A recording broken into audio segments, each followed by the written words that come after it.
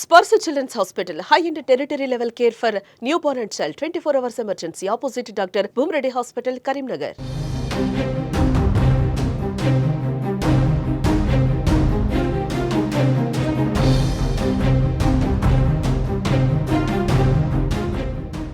నమస్తే, welcome to Suman TV.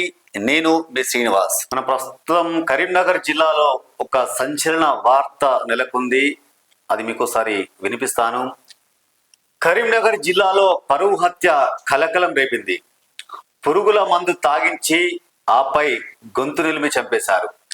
యువకుడికి దగ్గరవుతుందని కూతురిని కడతీర్చిన తల్లిదండ్రులు, ఆపై ఆత్మహత్య చేసుకుందని చిత్రీకరణ.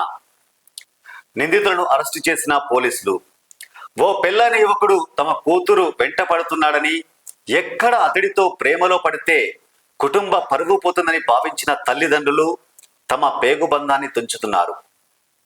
కూతురుకు బలవంతంగా పురుగుల మందు తాగించి పైగా చావకపోవడంతో గొంతు నులిమి చంపేశారు. మొదటగా ఆత్మహత్యగా చిత్రీకరించగా పోలీసుల విచారణలో అసలు విషయం వెలుగులోకి వచ్చింది. ఈ ఘటన గత నెల 14న కరీంనగర్ జిల్లా సైదాపూర్ మండలం శివరాంపల్లిలో చోటు చేసుకుంది. అయితే నిన్న హుజరాబాద్ ఏసీపీ మాధవి నిందితులను అరెస్టు చేసి రిమాండ్కు తరలించారు. అయితే హుజరాబాద్ ఏసీపీ మాధవి తెలిపిన వివరాలు ఎలా ఉన్నాయంటే, సైదాపూర్ మండలం సర్వాయిపేట గ్రామ పంచాయతీ పరిధిలోని శివరాంపల్లి గ్రామానికి చెందిన రెడ్డి రాజు లావణ్య దంపతులకు 2 కూతుళ్ళు కొడుకున్నారు. పెద్ద కూతురు డిగ్రీ చదువుతుంది. చిన్న కూతురు మండలంలోని ఓ ఆదర్శ పాఠశాలలో ఇంటర్ మొదటి సంవత్సరం చదువుతుంది. బాలికను అదే గ్రామానికి చెందిన అనిల్ అనే వ్యక్తి కొంతకాలంగా ప్రేమ పేరిట వేధిస్తున్నాడు. అయితే అనిల్కు అప్పటికి వివాహమైందని, అతనితో మాట్లాడొద్దని తన కూతురును రాజు వాళ్ళ తండ్రి పలుమార్లు మందలించాడు. అయినప్పటికీ ఆ యువకుడు తరచూ ఇంటికి వస్తూ బాలికతో మాట్లాడుతుండడంతో తల్లిదండ్రులు ఆవేశానికి గురయ్యారు. చిన్న కూతురు వ్యవహారంతో తమ పరువు పోతుందని భావించారు. ఈ క్రమంలోనే కూతురును చంపాలని నిర్ణయించుకున్నారు. ఇక్కడ సైదాపూర్ మండలం శివరాంపల్లిలో మాత్రం ఈ ఘటన చోటు చేసుకుంది. వాళ్ళ చిన్న కూతురు ఫస్ట్ ఆ వ్యక్తి అనిల్ అనే వ్యక్తిలో ఆయనకు సిగ్గుండాలి, వానికి సిగ్గుండాలి. ఆల్రెడీ పెళ్ళయిందంట. పెళ్ళైన తర్వాత కూడా మళ్ళీ ఇంకొకరితో ప్రేమయానం జరపడం ఏంది? వార్నింగ్ ఇచ్చిరట తల్లిదండ్రులు. అటు పిల్లకు చెప్పారు, ఆయనకు చెప్పారు. అయినా కూడా వినకపోవడంతో ఏం చేశారు, ఇట్లా అయితే మంచిగా ఉండదని చెప్పి లాస్ట్కు పరువు పోతుందని చెప్పి వాళ్ళ బిడ్డను, వాళ్ళ కన్నా కూతుర్ని, రక్త సంబంధం పేగు పంచుకుని పెట్టిన కూతుర్నే లాస్ట్కు కడవేసిన విషాద సంఘటన ఇది. అయితే ఫస్ట్ విషపురుగు కుట్టిందని ఆత్మహత్య చేసుకుందని. ఎట్లా అంటే, నవంబర్ 14న రాత్రి కుటుంబ సభ్యులందరూ భోజనం చేసి నిద్రపోయారు. రాజు లావణ్య బాలికను, రాజు ప్లస్ వాళ్ళ భార్య ఇద్దరు కలిపి బాలికను వేరే గదిలోకి తీసుకెళ్లారు. మొదటగా బలవంతంగా పురుగుల మందు నోట్లో పోశారు. అయినా చావకపోవడంతో రాజు తన కూతురు గొంతు నులిమి చంపేశాడు. మరునాడు ఉదయం 4 గంటలకు కూతురు నిద్ర లేవడం లేదని, నోట్లో నుంచి నురగలు వచ్చాయని, ఏదైనా విషపురుగు పుట్టవచ్చని తండ్రి గ్రామస్తులకు చెప్పుకుంటూ బోరున విలపించాడు. తన కూతురు థైరాయిడ్, ఇతర అనారోగ్య కారణాలతో బాధపడుతుందని, పురుగుల మందు తాగి చనిపోయి ఉంటుందని నవంబర్ 15న పోలీస్ స్టేషన్కి వెళ్లి పిటిషన్ ఇచ్చాడు. కేసు నమోదు చేసిన పోలీసులు దర్యాప్తు చేపట్టారు. కేసు అనుమానాస్పదంగా ఉండడంతో పోలీసులు లోతుగా విచారణ చేపట్టారు. బాలికను అదే గ్రామానికి చెందిన అనిల్ ప్రేమ పేరుతో వేధించాడని, ఈ విషయమై బాలిక ఇంట్లో గొడవలు జరిగినట్లు తెలుసుకున్నారు. దీంతో రాజు లావణ్యను పోలీసులు తమదైన శైలిలో విచారించగా, పెళ్ళైన వ్యక్తికి తమ కూతురు దగ్గరైతే తమ పరువు పోతుందని భావించి తామే తమ కూతురును చంపేశామని ఒప్పుకున్నారు. దీంతో నిందితులను అరెస్టు చేసి రిమాండ్ చేశామని హుజరాబాద్ ఏసీపీ మాధవి తెలిపారు. సో ఇది జరిగింది మొత్తానికైతే. కరీంనగర్ జిల్లాలో జరిగిన పరువు హత్య ఇది. ఫస్ట్ వానికి సిగ్గుండాలి. మనకి పెళ్ళయింది, అయినా కూడా ఇంటర్ చదువుతున్న ఒక బాలికతో ప్రేమ వ్యవహారం. తల్లిదండ్రులు కూడా మందలించారంట. అయినా కూడా వినకుండా లాస్ట్కు ఆ పాప చావుకు కారణమైన ఫస్ట్ వీణ్ణి శిక్షించాలి గ్రామస్తులందరూ. ఊళ్ళే కొట్టాలి అవన్నీ అట్టికి కాదు. ఇంత పెళ్ళైంది ఆల్రెడీ. ఇప్పుడు వీళ్ళ తల్లిదండ్రులు కలిపి వీళ్ళ కన్న కూతుర్ని పరువు కూతుర్ని చెప్పుకున్నారు. ఒకవేళ ఇదే కనుక జరగపోతే రేపటి కల్లా ఏమయ్యేది తెలుసా? వాడు మనం పట్టుకొని ఎక్కడో పోయి పెళ్లి చేసుకునేది, లేకపోతే తీసుకెళ్లేది అవసరమైతే.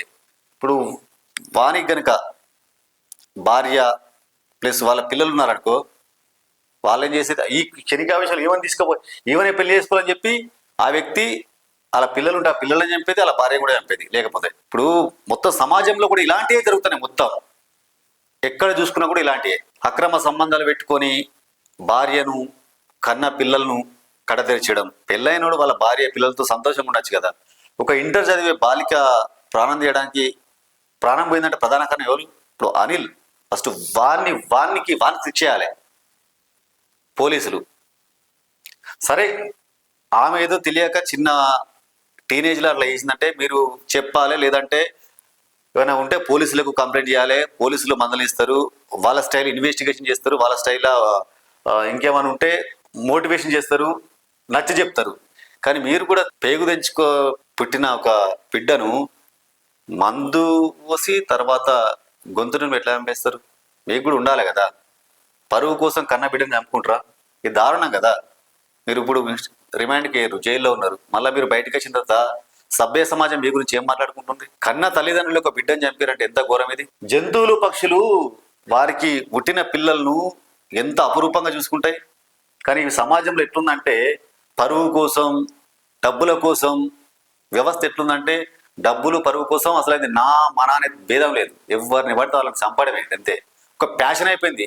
తెలంగాణ వ్యాప్తంగా కూడా క్రైమ్ రేట్ విపరీతంగా పెరిగింది. ఫస్ట్ ఇలాంటి వాటి పైన చట్టాలు కఠినంగా ఉంటే, ఒక శిక్ష చేసిన వాళ్ళని కఠినంగా శిక్షిస్తే ఇంకొకరు తప్పు చేయడానికి భయపడతారు. అలాంటి సిచ్యువేషన్ లేదు మన దగ్గర. ఏమైనా ఉంటే పోతారు, జైలుకి పోతారు, 2 ఏళ్ళు జైలు ఉంటారు, మళ్ళీ అంటారు యథావిధిగా మొత్తం హీరోలకు ఎదుగుతారు బయట. వాళ్ళు కఠినంగా శిక్షిస్తే ఇంకోళ్ళు తప్పు చేయడానికి భయపడతారు. ఇప్పటికీ కొంచెం కఠిన చట్టాలు అమలు చేయాలి కదా. ప్రజలు కూడా కోరుకుంటున్నారు, వ్యవస్థ కూడా అట్లే ఉండాలి. అప్పటి మనం తీసుకుపోతారు, ఒక 2 రోజులు మళ్ళీ బెయిల్ మీద బయటకు వస్తారు, మొత్తం హీరో లెక్క బయట తిరుగుతారు. ఇప్పుడు చాలా మంది కూడా అట్లే ఉంటారు ఇక్కడ వ్యవస్థ.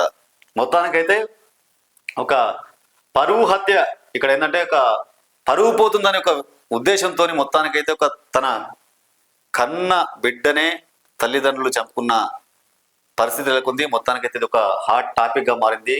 యావత్ సమాజం కూడా తలదించుకుంటుంది. హుజురాబాద్ ఏసీపీ మాధవి కూడా మాట్లాడారు. ప్రేమ వ్యవహారాల్లో కన్న పిల్లలను చంపుకోవద్దని, ఆడపిల్లలను ఎవరైనా వేధిస్తే పోలీసులకు ఫిర్యాదు చేయాలని, క్షణికావేశంలో తీసుకున్న నిర్ణయాలు కుటుంబాన్ని చిన్నాభిన్నం చేస్తాయని కూడా అంటున్నారు.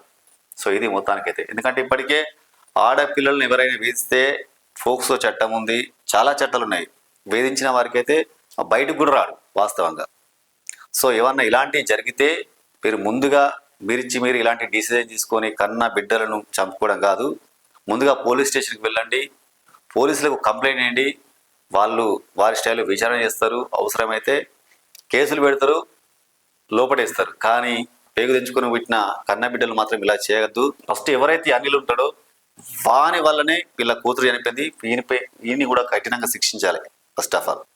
సో పోలీసులు ఉన్నారు కదా, వీరిపైన కూడా యాక్షన్ తీసుకొని ఇతన్ని కూడా శిక్షించాలని కూడా కోరుకుంటాం.